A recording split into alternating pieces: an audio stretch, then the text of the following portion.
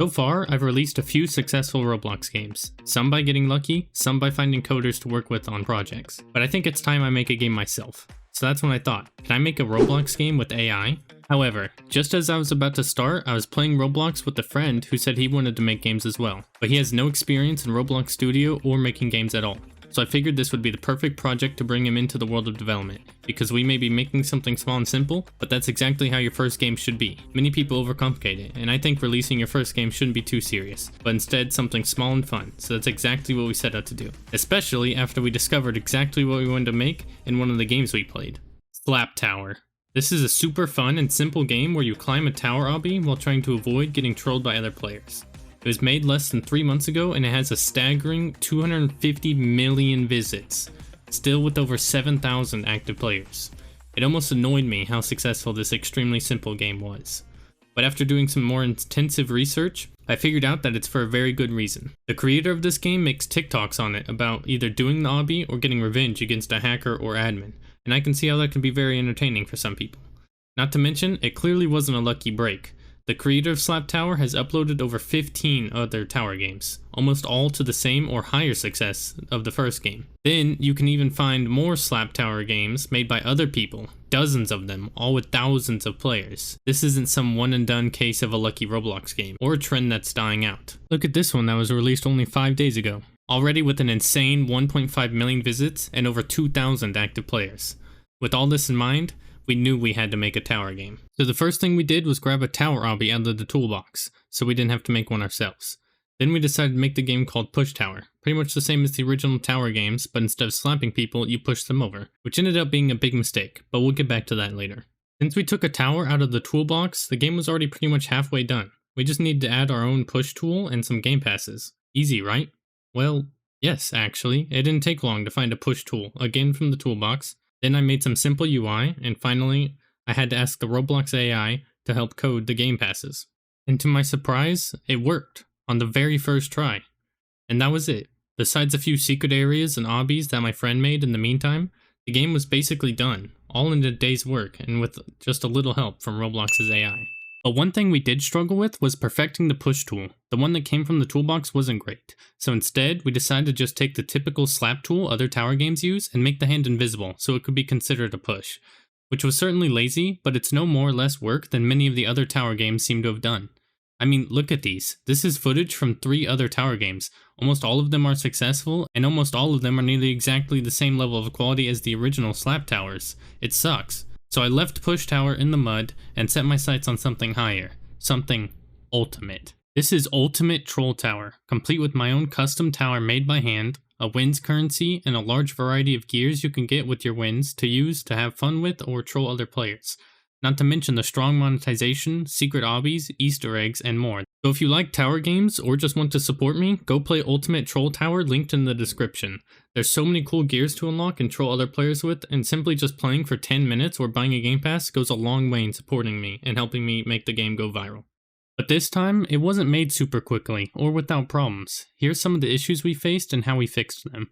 Firstly, I made the whole tower myself, so I had to look at other games and what they have or don't have, what people like and don't like, and ultimately ended up with this, which I made easy enough for mobile players to be able to complete because most of the player base for this game is on mobile, and there's lots of secret obbies and Easter eggs because while playing other games, I figured out that people love those. After that took hours, I then spent another full day adding all these gears, which turned out to be even more work than I expected when I tested the game on mobile and found that some of them don't even work on mobile devices specifically. Which I could have tried to fix them, but instead I just replaced those that didn't work with new gears because it was an easier and better solution. Then, of course, I had to ask Roblox's AI assistant to code the systems in the game, which some took just a try or two, but certainly not all. Things like the 20-minute reward timer wall, the dev product for nuking everybody the game used to have. Yes, I removed it despite all the trouble it caused. And even some of the game passes and gear rewarding parts took dozens of tries with the AI and hours of time to get to a working state. Also, if you want to know exactly how I go through the entire process of making games with or without AI and all the little details involved, including how to market them, make money from them, and more, make sure you subscribe and leave a comment on what you'd like to see. If you don't, this Maxwell cat will explode in 3 seconds. Thank you for saving Maxwell.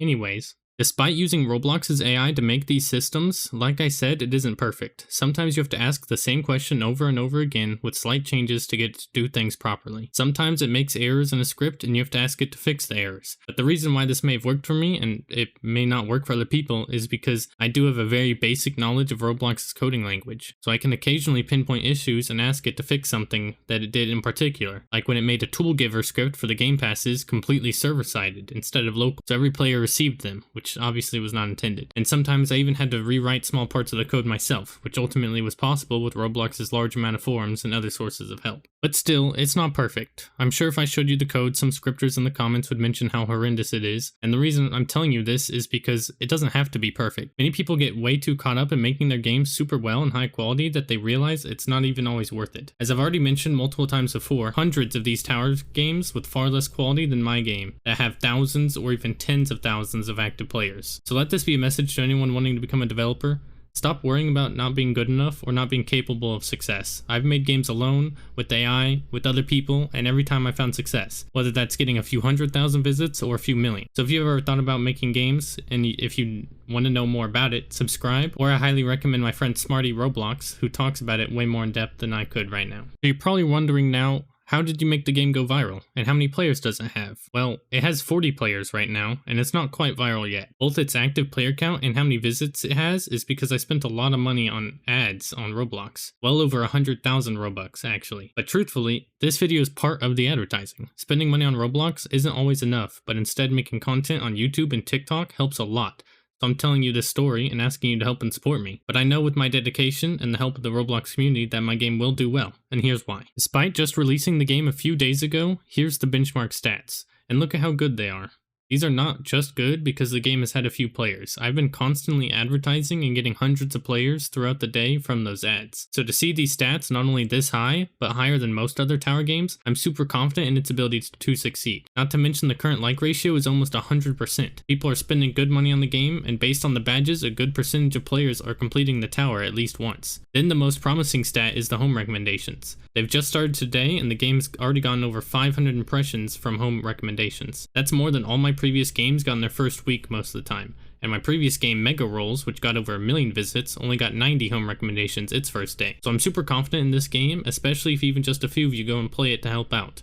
So go do so before the game blows up so you can say you were here first. Because this is truly the ultimate troll tower on Roblox. Look at this. I'm going to get this guy with the disco ball. And I'm going to swap with Batman over here so I won't get hit by the disco ball. Now everybody's stuck dancing, so I'm going to start slapping people. Hit this person, and I'm going to hit this guy with the Thanos glove, who looks like me right now. Slap him again. Ow!